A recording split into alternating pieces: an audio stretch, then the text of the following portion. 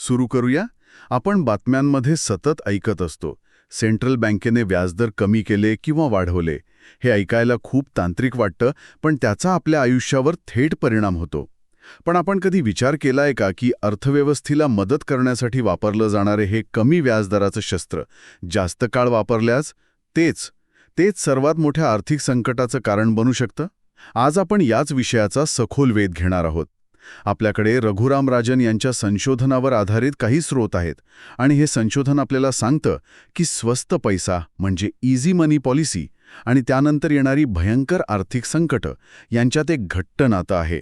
आजच्या चर्चेचा उद्देश हा आहे की ही संकटं नेमकी का आणि कशी येतात, यामागची यू आकार प्रक्रिया काय आहे आणि सर्वात महत्त्वाचं म्हणजे कोणती मानसिक कारणं आपल्यासारख्या सामान्य माणसांपासून ते मोठमोठ्या बँकांनाही जास्त धोका पत्करण्यास भाग पाडतात हे समजून घेणे. आणि ही चर्चा फक्त सिद्धांतापुरती मर्यादित नाहीये. इतिहासात हा पॅटर्न इतक्या वेळा दिसून आलाय की त्याला नाकारताच येत नाही. 29ची महामंदी असो, 2008चं जागतिक संकट असो किंवा इतर अनेक लहान मोठी संकटं असोत, या सगळ्यांच्या मुळाशी आपल्याला आज चर्चा करायचे असलेले घटक सापडतील. हे समजून घेणं म्हणजे आजच्या अर्थव्यवस्थेतील धोक्याची घंटा वेळीच ओळखण्यासारखं आहे. ही कल्पनाच खूप रंजक आहे. मला हे सविस्तरपणे समजून घ्यायचंय. स्रोतांमध्ये 14 देशांमधील 154 व्यावसायिक चक्रांच्या म्हणजे बिझनेस सायकल्सच्या अभ्यासाचा उल्लेख आहे. इतके मोठ्या डेटासेटमधून नेमका काय निष्कर्ष निघाला? निष्कर्ष खूपच स्पष्ट होता आणि खरं तर थोडा चिंताजनकही. संशोधनात 2 प्रकारच्या मंदीची तुलना केली गेली. एक म्हणजे सामान्य मंदी, जी अर्थव्यवस्थेच्या नैसर्गिक चढउताराचा भाग असते, आणि दुसरी ती मंदी जिच्या आधी एखादं मोठं आर्थिक संकट आलेलं असतं, जसं की बँकिंग संकट. अच्छा. आणि असं दिसून आलं की ज्या मंदीच्या आधी आर्थिक संकट आलेलं होतं, त्या सामान्य मंदीपेक्षा खूपच जास्त खोल आणि दीर्घकाळ टिकणाऱ्या होत्या. पण त्याहूनही महत्त्वाचा शोध हा होता की या संकटाची तीव्रता कशावर अवलंबून होती. आणि ती गोष्ट कोणती होती? ती गोष्ट होती पतपुरवठा वाढ, म्हणजे क्रेडिट बूम.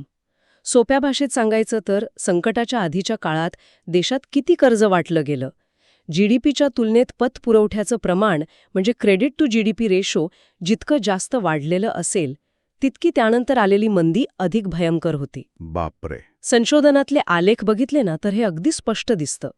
सामान्य मंदीचा आलेख खाली जाऊन पटकन वर येतो, पण ज्या मंदीच्या आधी प्रचंड पतपुरवठा वाढ झालेली असते, तिचा आलेख खूप खोलवर जातो आणि कित्येक वर्ष तिथेच रेंगाळतो. म्हणजे हे एखाद्या फुग्यासारखं आहे. स्वस्त कर्जाच्या पंपाने तुम्ही तो फुगा जितका मोठा फुगवाल. अगदी करू शकते, म्हणजे हळूहळू थंड होऊ शकते.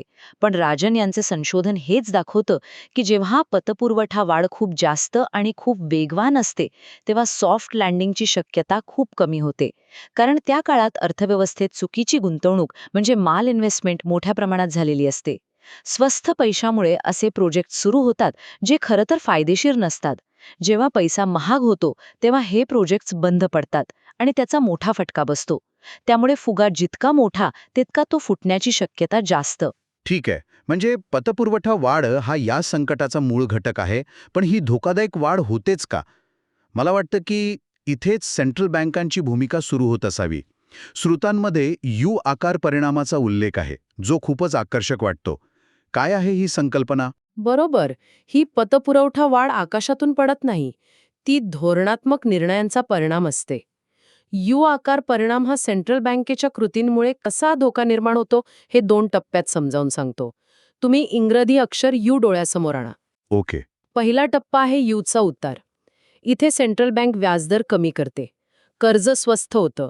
कंपन्यांना विस्तारासाठी, लोकांना घरं, गाडी घेण्यासाठी सहज कर्ज मिळतं. बांधकाम क्षेत्रात तेजी येते. शेअर बाजार नवीन उंची गाठतो.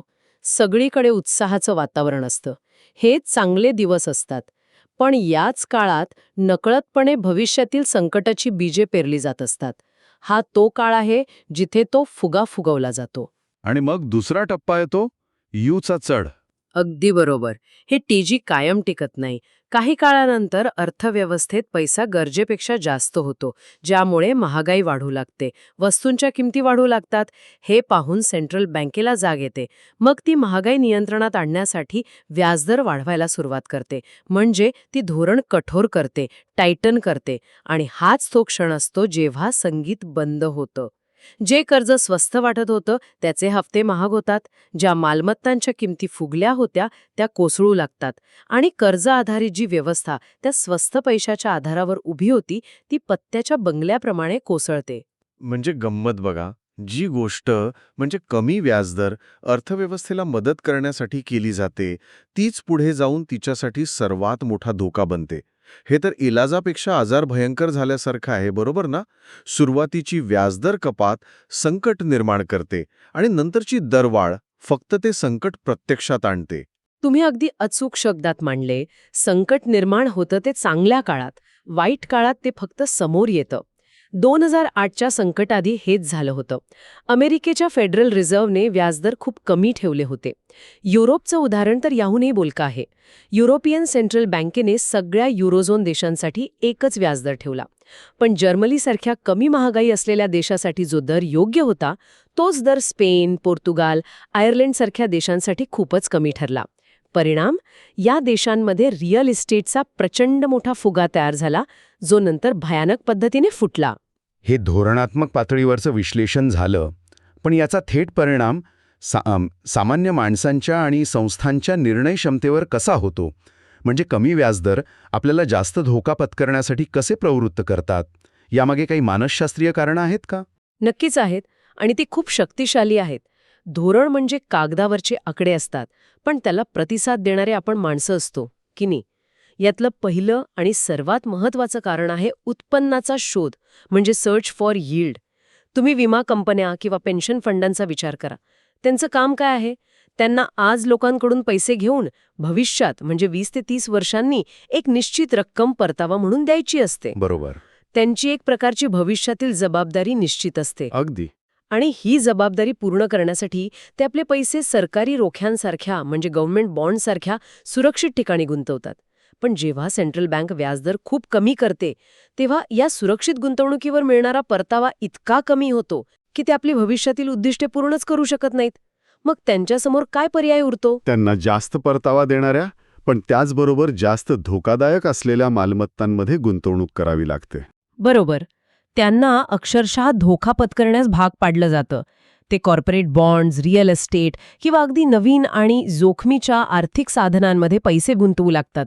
एका अर्थाने संपूर्ण आर्थिक व्यवस्थेला सुरक्षिततेकडून धोक्याकडे ढकललं जातं. थांबा, म्हणजे पेन्शन फंड्स जे आपल्यासारख्या सामान्य लोकांचे निवृत्तीचे पैसे सांभाळतात, त्यांना धोका पत्करण्याशिवाय पर्यायच उरत नाही का? हे तर खूपच चिंताजनक आहे. हे चिंताजनकच आहे. आणि हे झालं संस्थांबद्दल. सामान्य माणसांवरही याचा परिणाम होतो, पण तो वेगळ्या पद्धतीने. यामागे एक मानसशास्त्रीय कारण आहे, ज्याला इंग्रजीमध्ये सेलियन्स इफेक्ट असं म्हणतात. सेलियन्स म्हणजे एखादी गोष्ट किती उठून दिसते. अच्छा. याचे एक उदाहरण बघूया. समजा सुरक्षित गुंतवणुकीवर 5% व्याज मिळत आहे आणि थोडी धोकादायक गुंतवणूक 60% व्याज देत आहे. इथे 2%चा अतिरिक्त परतावा आहे. आता दुसरी परिस्थिती बघा. सुरक्षित गुंतवणुकीवर फक्त 1% व्याज मिळत आहे आणि तीच धोकादायक गुंतवणूक 3% व्याज देत आहे. दोन्ही ठिकाणी अतिरिक्त परतावा 2%चाच आहे. बरोबर. गणिताच्या दृष्टीने फरक सारखाच आहे, पण मानसिक पातळीवर खूप मोठा फरक पडतो. पहिल्या परिस्थितीत तो 2%चा अतिरिक्त परतावा 5%चा मूळ परताव्याच्या तुलनेत फार मोठा वाटत नाही. पण दुसऱ्या परिस्थितीत जेव्हा मूळ परतावा फक्त 1% आहे, तेव्हा तो अतिरिक्त 2% परतावा तिप्पट मोठा वाढतो. तो जास्त लक्षवेधी म्हणजे सेलियंट बनतो. त्यामुळे लोकांना वाटतं की थोडा धोका पत्करून खूप जास्त फायदा मिळतोय. ही एक प्रकारची मानसिक भूल आहे. म्हणजे हा एक मानसिक सापळा आहे. केवळ आकड्यांमुळे आपल्या निर्णय घेण्याच्या पद्धतीवर परिणाम होतो.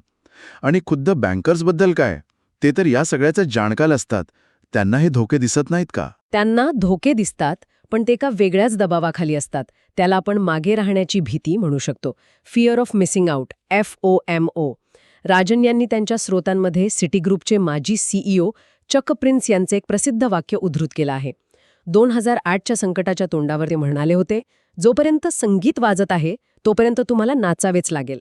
नंतर त्यांनी या वाक्याचा अर्थ स्पष्ट केला. त्यांना माहीत होतं की बाजारात धोका वाढतोय, पण सगळीकडे तेजी होती. त्यांचे स्पर्धक आक्रमकपणे कर्ज देत होते. प्रिन्स म्हणाले, जर आम्ही कर्ज देणं थांबवलं असतं तर आमचे सर्वोत्तम कर्मचारी आणि ग्राहक ते प्रतिस्पर्धी बँकांकडे गेले असते. म्हणजे हा संस्थात्मक दबाव आहे. तुम्ही जरी हुशार असलात आणि तुम्हाला धोका दिसत असला तरी तुम्ही प्रवाहाच्या विरुद्ध पोहू शकत नाही, कारण तसं केल्यास तुमची नोकरी जाऊ शकते. हे तर ग्रुप थिंकचं एक मोठं उदाहरण वाटतंय. अगदी. तो संस्थात्मक दबाव इतका प्रचंड असतो की धोका दिसत असूनही ते थांबू शकत नाहीत. हे क्रिप्टो किंवा .com बबलसारखंच आहे. जरी तुम्हाला माहीत असलं की हा एक फुगा आहे, तरी तुमचा शेजारी त्यात पैसे कमवतोय हे पाहून तुम्हाला गप्प बसवत नाही. बँकिंगमध्ये तर हा दबाव कित्येक पटीने जास्त असतो. आपण आत्तापर्यंत व्याजदरांबद्दल बोललो, जे सेंट्रल बँकेचं एक पारंपरिक शस्त्र आहे. पण गेल्या 15-20 वर्षात, खास करून 2008च्या संकटानंतर, एका नवीन आणि महाकाय अस्त्राचा वापर सुरू झाला आहे. Quantitative easing, QE. स्रोतांमध्ये याचा उल्लेख तरलता म्हणजे लिक्विडिटी आणि सेंट्रल बँकेच्या बॅलन्स शीट्सच्या संदर्भात आहे. हे या चित्रात कसं बसतं? हा आजच्या काळातला सर्वात महत्त्वाचा मुद्दा आहे. QE म्हणजे सेंट्रल बँकेने व्याजदर कमी करण्यापलीकडे जाऊन थेट बाजारातून मालमत्ता विकत घेणे आणि त्याबदल्यात बँकिंग प्रणालीमध्ये प्रचंड प्रमाणात पैसा म्हणजेच रिझर्व्ह ओतणे. हे सुरुवातीला एक तात्पुरतं औषध म्हणून आणलं गेलं होतं, पण आता ते एका व्यसनासारखं झालं आहे. आणि कोणत्याही व्यसनाप्रमाणे प्रणालीला जितकी जास्त तरलता मिळते तितकी तिची गरज वाढतच जाते. व्यसन म्हणजे नेमकं काय होतं? बँका या अतिरिक्त पैशाचं काय करतात? विचार करा, बँकांच्या खात्यात अब्जावधी डॉलर्सचे रिझर्व्ह पडून आहेत, ज्यावर त्यांना जवळपास 0 व्याज मिळतं. बँकांसाठी हा पैसा महाग असतो, त्यामुळे ते तो पैसा कामाला लावण्यासाठी मार्ग शोधतात. ते अधिक अल्पमुदतीची कर्ज देतात, कारण त्यांच्याकडे संरक्षणासाठी भरपूर रिझर्व्हज असतात. ते कंपन्यांना मोठ्या क्रेडिट लाईन्स उपलब्ध करून देतात. संपूर्ण आर्थिक प्रणाली या स्वस्थ आणि मुबलक तरलतेवर अवलंबून राहू लागते. हे रिझर्व्ह बँकांसाठी एका प्रकारची सुरक्षितता असते. पण जेव्हा सेंट्रल बँक हे रिझर्व्ह अक्षरशः फुकटात वाटू लागते, तेव्हा बँकांना त्याची सवय लागते. ते जोखमीचे व्यवहार करताना या अतिरिक्त सुरक्षिततेवर विसंबून राहतात. म्हणजे ही एक प्रकारची कुबडी आहे. आणि मग जेव्हा ही कुबडी काढून घेण्याचा प्रयत्न केला जातो तेव्हा काय होतं? तेव्हा संपूर्ण प्रणालीच लंगडायला लागते. जेव्हा सेंट्रल बँक ही तरलता काढून घेण्याचा प्रयत्न करते, ज्याला क्वांटिटेटिव्ह टायटनिंग म्हणजे QT म्हणतात, तेव्हा प्रणालीला ते सहन होत नाही.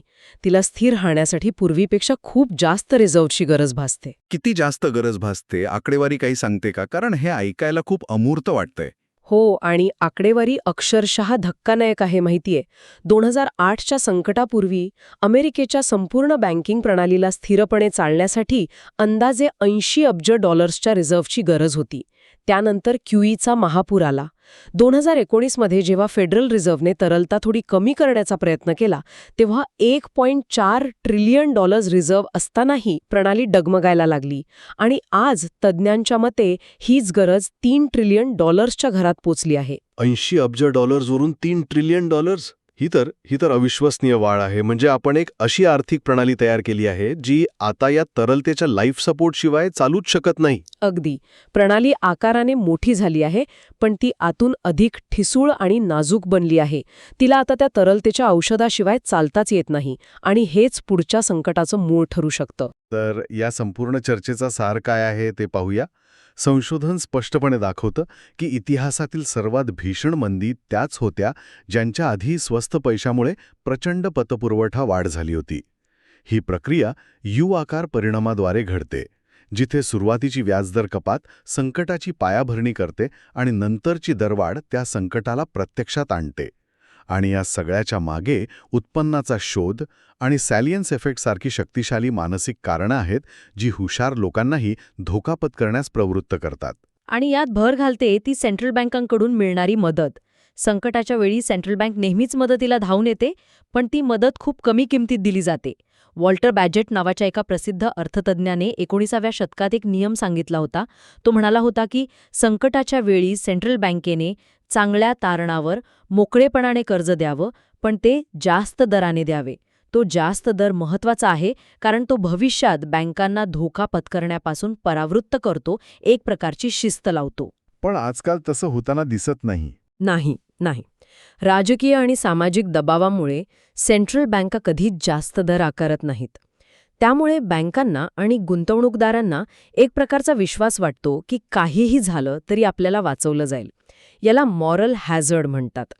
यामुळे ते पुढच्या तेजीच्या काळात आणखी जास्त धोका पत्करतात आणि हे चक्र पुन्हा सुरू होतं, जे पुढच्या कदाचित आणखी मोठ्या संकटासाठी परिस्थिती निर्माण करतं. यातून श्रोत्यांसाठी एक अंतिम विचार नक्कीच पुढे येतो. राजन यांचं काम हे सूचित करतं की चलनविषयक धोरण ठरवताना सेंट्रल बँकांनी केवळ महागाई आणि बेरोजगारी या दोनच गोष्टींकडे पाहून चालणार नाही, तर त्यांना आर्थिक स्थिरतेचाही तितकाच गांभीर्याने विचार करावा लागेल. आणि यातूनच तो कळीचा प्रश्न निर्माण होतो. जर अर्थव्यवस्थेच्या व्यवस्थापनासाठी वापरली जाणारी मुख्य साधनं म्हणजेच कमी व्याजदर आणि तरलता हीच तिच्या सर्वात मोठ्या अस्थिरतेचं कारण बनत असतील, तर मग कोणताही समाज या विनाशकारी तेजी मंदीच्या चक्रात न अडकता खऱ्या अर्थाने स्थिर आणि दीर्घकालीन विकास कसा साधू शकेल?